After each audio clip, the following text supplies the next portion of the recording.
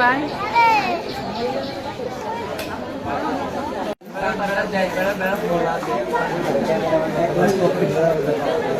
আমি ওনার পুত্রবধূ, বড় ছেলের ওয়াইফ। তো সকালে ঘুম থেকে উঠে নামাজের জন্য ডাকা হয়েছে। আয়সা দেখি দরজা খোলা খোলা আয়সা দেখি রক্তাক্ত অবস্থা, উনি খাটের উপরে আছেন অচেতন অবস্থায়, মানে পড়ে আছে।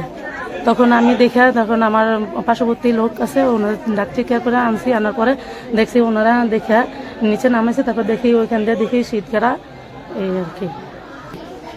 সকালবেলা আমি তো সাঁচার থাকি, বাসার থেকে খবর পাইলাম যে আমার শাশুড়ি নাকি মারা গেছে। আমার ওয়াইফ ঢাকার থেকে ফোন করছে। পরে সাথে সাথে আমি এখানে আসে উপস্থিত হই।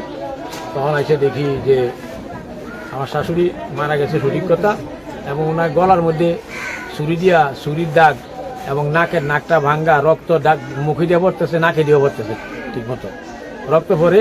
এই অবস্থায় উনি মৃত।